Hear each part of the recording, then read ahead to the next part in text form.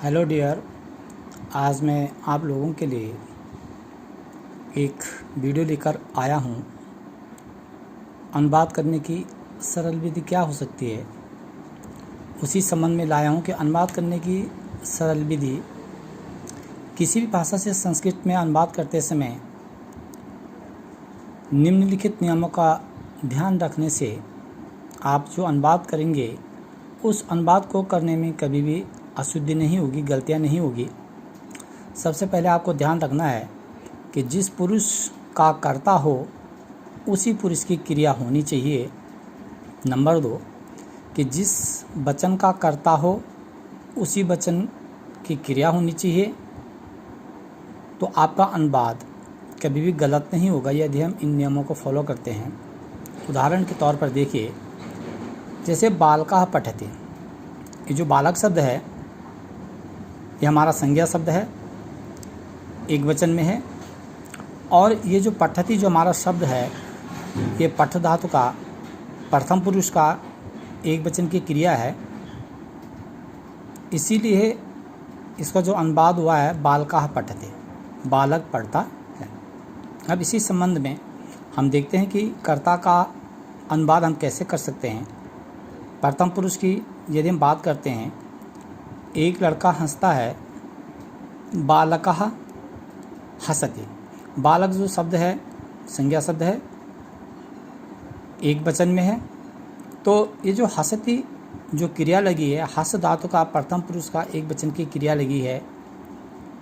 अगला वाक्य देखिए, अगला उदाहरण देखिए, दो छात्र भागते हैं।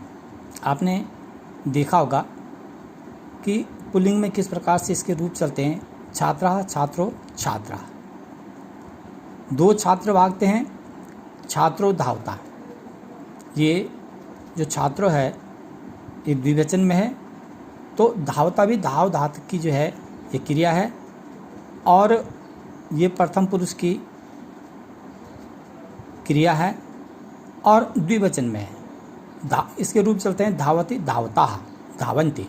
इस प्रकार से यह प्रथम पुरुष का द्विवचन की क्रिया है। अगला देखिए कि सब बालक खेलते हैं। सब बालक रूप चलते हैं बालकः बालको बालकाः। तो जो बालका है बहुवचन में है, तो ये क्रीड धातु की जो क्रिया है ये भी प्रथम पुरुष के बहुवचन की क्रिया है, इसीलिए इसका रूप हुआ क्रीडन्ति। इसके रूप चलते हैं क्रीडति क्रीडताः क्रीडन्ति। वह खाता है, वह जो शब्द है ये सर्वनाम शब्द है, एक वचन में है, प्रथम पुरुष का एक वचन है। वह खाता है, खाद धातु है, प्रथम पुरुष की एक वचन की क्रिया है। सह खादति, वह खाता है। अगला वाक्य देखिए, वे सब घूमते हैं। वे माने ते, वे माने सह तौ ते, इसके रूप बताए थे आपको सर्वनाम शब्द में।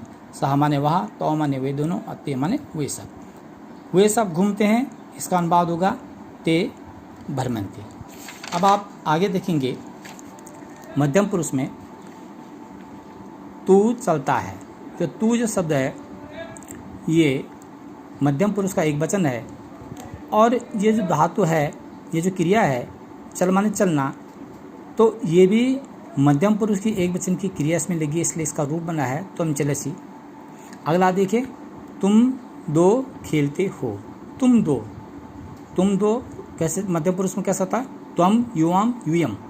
तो इसमें इसीलिए युवाम का प्रयोग किया गया है। और एक क्रीड धातु है, क्रीड माने खेलना, इसके रूप चलते हैं क्रीडते क्रीडता क्रीडन्ति, क्रीड से क्रीडथा। तो मध्यम पुरुष के द्विवचन की क्रिया का प्रयोग किया गया है, वाक्य बना युवाम क्रीडथा। अगला देखिए कि तुम सब हंसते हो। तुम सब यूयम, त्वम युवाम यूयम बहुवचन है, मध्यम पुरुष का बहुवचन है। हस धातु का हसते हंसता हसन्ति, हस से हंसता हसत।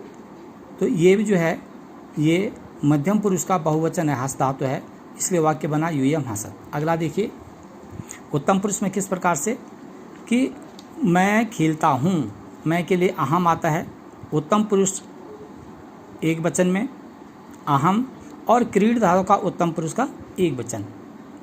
इसमें देखो ये अहम जो है उत्तम पुरुष का एक वचन है, इसलिए ये क्रीड़ा में भी जो है उत्तम पुरुष का एक वचन। इसके क्रीड़ धातु के रूप चलते हैं क्रीड़ते क्रीड़ता क्रीड़ंती, क्रीड़ से क्रीड़ता क्रीड़त, क्रीड़ा में क्रीड़ावा क्रीड़ाम, इसलिए इसका प्रयोग हुआ है अहम क्रीड़ा में। अगला देखिए, हम दो खाते हैं, हम दो आवाम, हम दो आवाम खादावा, खाद धातु है, द्विवचन में इस क्रिया का प्रयोग किया गया है। तो हम दो खाते हैं, अहम माने मैं, आवाम माने हम दोनों, वयम माने हम सब, तो आवाम खादावा। अगला देखिए, हम सब घूमते हैं, हम सब वयम भरमा भरमति भरमता भरमंती, भर्म से भरमता भरमत, भरमामि भरवामा भरमामहा। तो ये जब वयम जो है उत्तम पुरुष का बहुवचन है, अहम आवाम वयम, तो इसलिए ये भ्रम धातु का भी उत्तम पुरुष का बहुवचन का रूप लगा है। अब आप यहाँ पर देखिए, हम अभ्यास करते हैं। यदि अब हमको जानकारी हो गई है कि कर्ता एक वचन का है तो क्रिया भी एक वचन की होनी चाहिए, और कर्ता द्विवचन का है तो क्रिया भी द्विवचन की होनी चाहिए। कर्ता अगर प्रथम पुरुष का है तो क्रिया भी प्रथम पुरुष की होनी चाहिए। मतलब क्रिया और जो पुरुष है वो एक जैसा होना चाहिए। कर्ता जिस वचन और पुरुष का होगा, क्रिया भी उसी पुरुष और वचन की होनी चाहिए। इसमें देखिए, रामः, राम जो शब्द है ये संज्ञा शब्द है, पठ धातु है, तो इसका एक वचन का रूप होगा पठते। तो वाक्य बनेगा, जो फिलिंग द ब्लैंक्स है, जो रिक्त स्थान की पूर्ति हम करेंगे, इसका होगा रामः पठते। अगला देखिए, त्वम, तो त्वम जो है ये मध्यम पुरुष का एक वचन है, तो क्रीड़ धातु का मध्यम पुरुष का एक वचन का रूप होगा क्रीड़सी, त्वम क्रीड़सी। वयम, वयम जो है ये उत्तम पुरुष का एक वचन का रूप है, तो इसका रूप बनेगा वयम भरमामः। अगला देखिए, यूयम, यूयम माने तुम सब, त्वम युवाम यूयम, तो अब ये पच धातु है, तो पचति पचता पचंती, पचसी पचता पचत, तो इसमें आएगा पचत, यूयम पचत। अगला देखिए, ते माने वे सब, बद माने बोलना, बद धातु है, तो रूप चलते हैं वदति वदता वदंती, तो इसका रूप बनेगा ते वदंती। अगला देखिए कि फलम, ये नपुंसकलिंग शब्द है, फलम एक वचन में है, तो पत धातु है, पतति आएगा, ये आएगा फलम पतति। अश्व ये द्विवचन में, रूप चलते हैं अश्व अश्व अश्वा, अश्व द्विवचन में है, तो धाव धातु का द्विवचन का रूप चलेगा अश्व अश्व धावतः। अगला देखिए कि क्रियाओं के साथ कर्ता का हम प्रयोग किस प्रकार से कर सकते हैं। आप ये देखिए, ये जो पचामी जो है पच धातु है, ये उत्तम पुरुष का एक वचन है, तो यहाँ पर आएगा अहम, क्यों अहम जो है उत्तम पुरुष का एक वचन है, तो अहम पचामी आएगा। इसमें है पतामह, तो ये पत धातु है, इसके रूप चलते हैं पतति पतता पतंती, पतसी पचता पचत, पचामी पचाओ पचामा, तो पतति पतता पतंती, पत माने होता है गिरना, अब पतामी पतावा पतामा, तो ये बहुवचन है, तो इसमें आएगा अहम आवाम वयम, वयम पतामा, रूप क्या बनेगा वयम पतामा। क्रीड़सी, ये क्रीड़सी जो है ये मध्यम पुरुष का एक वचन है, क्रीड़ धातु है, मध्यम पुरुष का एक वचन है, तो इसमें आएगा त्वम। ये आएगा चल धातु है, यह है चलत, रूप चलते हैं चलते चलता चलंती, चलसी चलता चलत, तो ये मध्यम पुरुष का क्या है, ये मध्यम पुरुष का बहुवचन में है, तो ये क्या आएगा त्वम युवाम यूयम आएगा, यहाँ पर यूयम चलत। ये वदंती, तो क्या आएगा यहाँ पर ते आएगा, ते वदंती। धावती, तो बालकः धावती आ सकता है, सह धावती आ सकता है, सा धावती आ सकता है, इसमें आप कुछ भी भर सकते हैं, ये शुद्ध होगा, क्योंकि सह माने वो होता है वह, पुल्लिंग में इसका प्रयोग किया जाता है, सा स्त्रीलिंग में प्रयोग किया जाता है, और बालकः भी लिखेंगे तो तभी ये शुद्ध होगा कि बालकः धावती, बालक दौड़ता है। अगला देखिए कि क्रियाओं को हम किस प्रकार से शुद्ध कर सकते हैं।